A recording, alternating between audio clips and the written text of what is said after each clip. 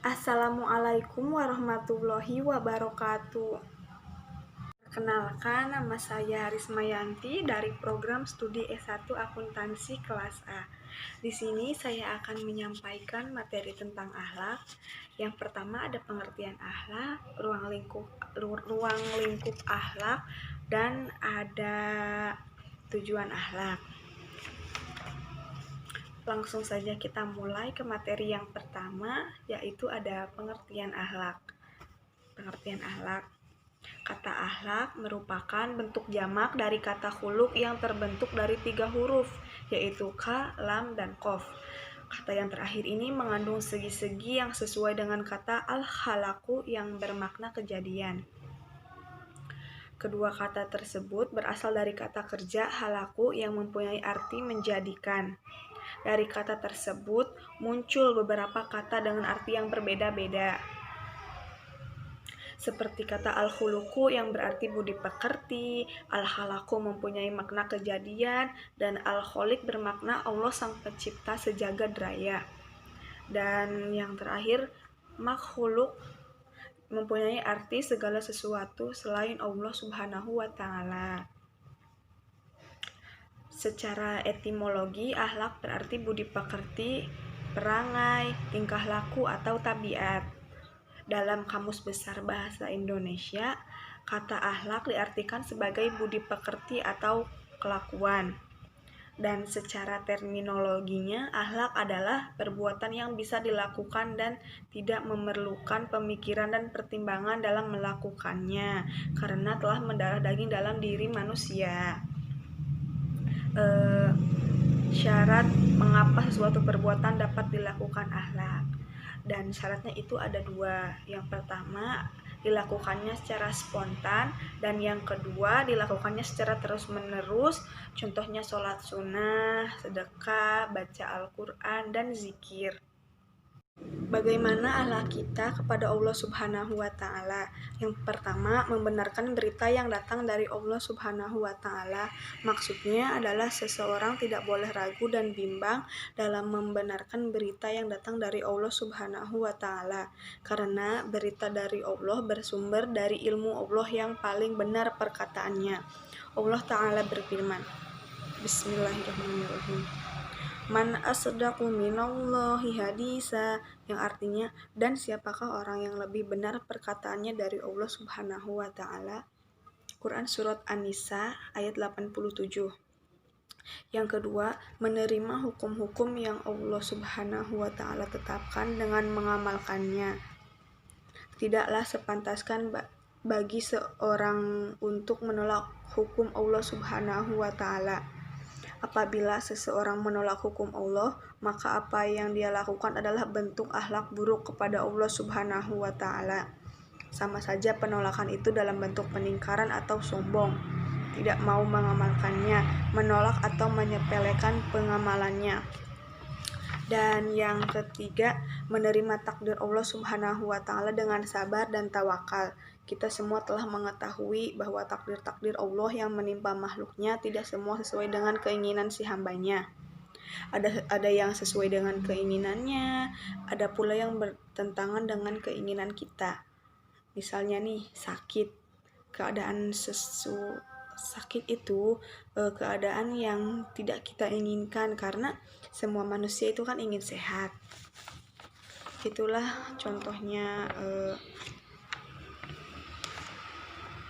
Akan tetapi takdir Allah dengan hikmahnya bermacam-macam. Sebagian ada yang disukai manusia dan ia pun berlapang dada dengan takdir tersebut, dan sebagian lagi tidak dikuasai manusia. Maka akhlak yang baik kepada Allah berkenan dengan takdir-takdirnya adalah dengan ridho Allah Subhanahu wa Ta'ala, merasa tenang dan lapang dada dengan takdir tersebut, serta hendaknya kita menyadari bahwa tidaklah Allah menakdirkan bagi kita sesuatu. Bagaimana akhlak kita terhadap Rasulullah Shallallahu Alaihi Wasallam? Ada 5. Yang pertama, menaati Rasulullah Shallallahu Alaihi Wasallam baik yang sesuai selera atau tidak, melaksanakan apa yang beliau perintahkan sesuai kemampuan dan menjauhi apa yang beliau larang. Quran Surat An-Nisa ayat 80. Barang siapa yang menaati Rasul itu, sesungguhnya ia telah menaati Allah Subhanahu wa Ta'ala. Dan barang siapa yang berpaling dari ketaatan itu, maka kami tidak mengutusmu untuk menjadi pemelihara bagi mereka. Kedua, membenarkan semua berita sahih yang datang dari Rasulullah Shallallahu Alaihi Wasallam.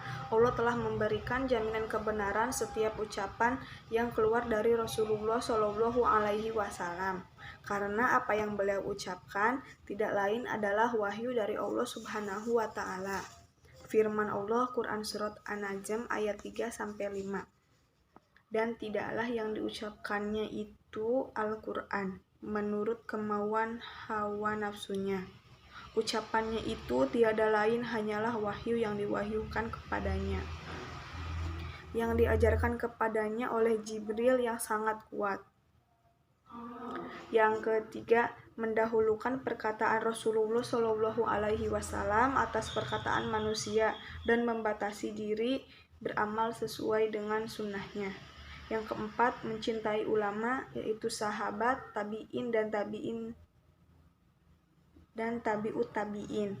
Yang kelima, beramal hanya dengan tuntutan Rasulullah Shallallahu Alaihi Wasallam.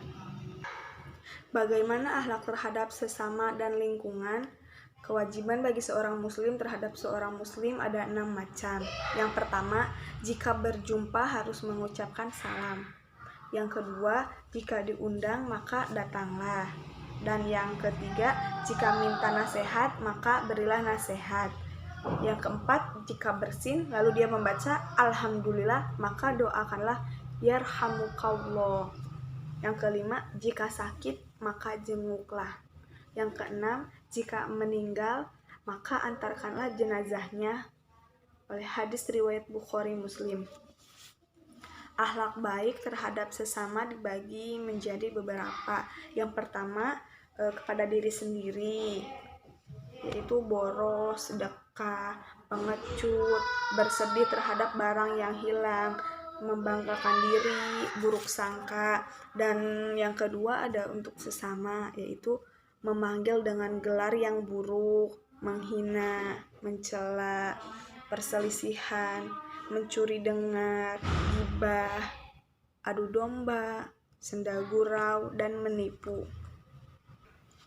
Tujuan akhlak, ilmu akhlak diadakan di dunia bukan tanpa tujuan. Adapun 2 tujuan utama dari ilmu akhlak adalah yang pertama, menyempurnakan perilaku manusia.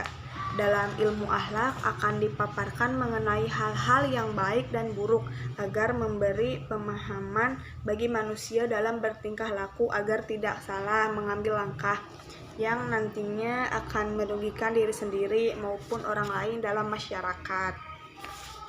Dan yang kedua, mencapai tujuan hidup ideal.